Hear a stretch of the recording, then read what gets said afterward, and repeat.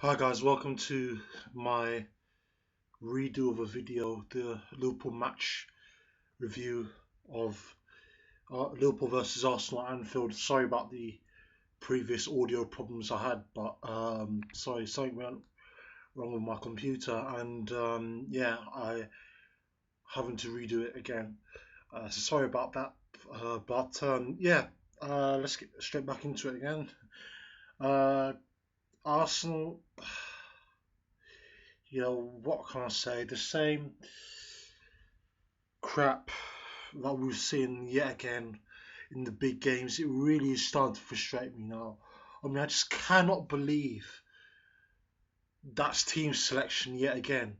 I don't care if there was a so-called bust up or whatever or not. As Wenger says, there wasn't.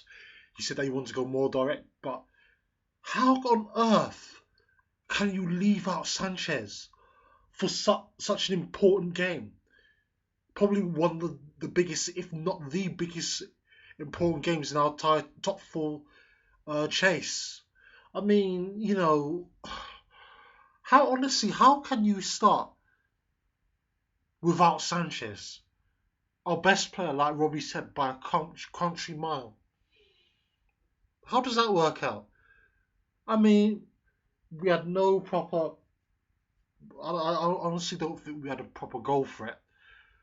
We just failed to penetrate Liverpool properly. I thought Klavan and Matip and Joel Matip done a good job, and Mignolet did well, I thought, but it was very appalling. I mean, Welbeck and Jude up front. I mean, I can understand having two tall players, but I mean, why are we starting Iwobi? Please, can someone tell me why? I mean, he's 19, and yet he's always been thrown into these games where Sanchez is a lot more experienced at the top level of European football as a whole. But yet we want to always persist. Wenger always wants to persist with Iwobi. I mean, Iwobi's obviously tired. He's been very poor recently. He can't finish inside the box like we saw on Saturday. And it's an absolute complete joke how many minutes he's getting now. I mean, why isn't Paris starting games? What did we buy Paris for? Honestly, I thought Iwobi was poor. The final third, I thought he was lacking a lot. And I don't understand why it took so long for him to stop playing. I mean, it's a joke. And who else? If we can accommodate players like Iwobi in there, why don't we play Sanchez at cam and take out Iwobi, who comes and fills in at cam, central attacking midfield when uh, Ozil's either injured or whatever's wrong with him. I mean, I just don't understand why we leave a world class player like that out there. I mean, you've obviously got other players, like quality players like Lucas Perez, who can play out the wing or striker.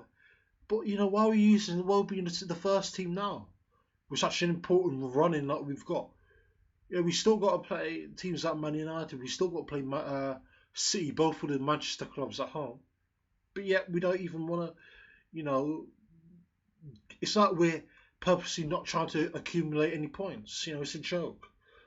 Who else? Xhaka. I mean, why did we buy Xhaka anyway?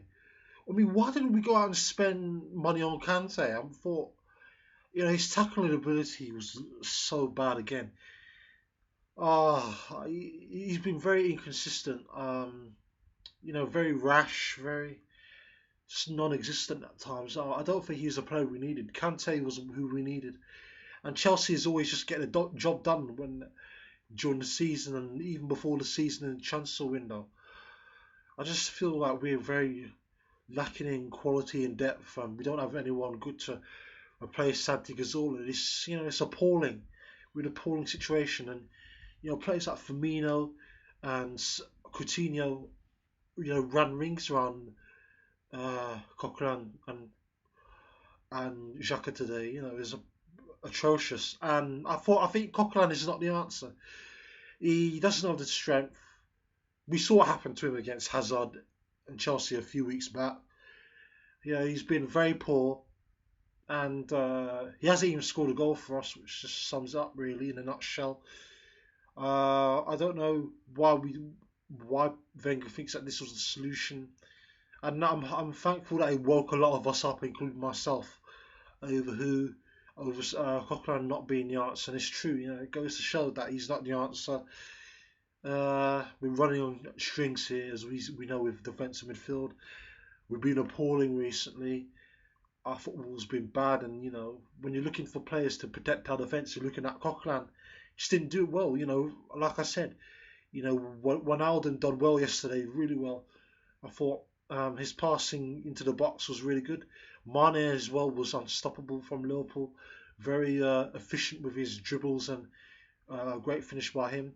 He's a real top player. I'd love to have him in the Arsenal team right now because he's set the world on fire, the Premier League on fire, and he's been brilliant. And definitely one of the signing of the seasons, definitely right now, and it's definitely not too early to judge that by now as well. Very instrumental for Liverpool, Sadio Mane is. But Arsenal again didn't fail to get past Klavan and Matip and the two fullbacks that they had, and I just felt that it was a good chance to, because obviously they're playing with Milner, and Milner's not the quickest of players on the team, but yet we just didn't do anything. I mean, Bellerin was awful.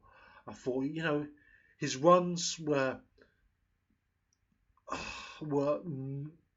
very insufficient. It just did not have anything to them. His crosses were poor. Also, his defensive work. That is the downside of him. Really, everyone just thinks he's a fantastic player when all he can do is just bomb up the pitch.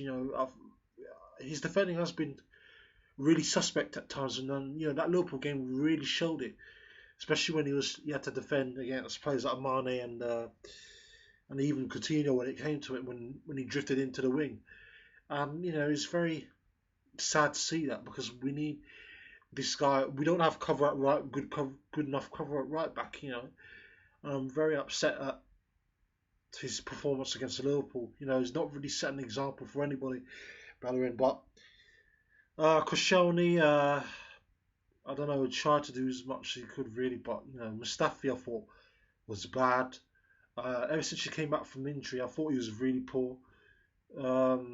After that period where everyone was like, very happy that we didn't concede a goal under him, very bad. And I'm very upset at Mustafi's performances recently, especially against Bayern Munich. Who else? Even at Watford, he was atrocious, and the inconsistency of these players is getting too much now. But why wait that late to make the subs anyway? It needed to be made earlier, and it was way too late. And I just don't like how we were chasing for a draw. It was very bad. I mean, it's like we weren't interested in the game for the whole duration of the game. It was very bad, and I'm very upset by the manager. The manager will definitely get a -5 rating from me, not even a 0, because to leave Sanchez on the bench, it was a crime, just absolute crime. And I'm very upset by that decision. And he's definitely leaving this summer, Sanchez.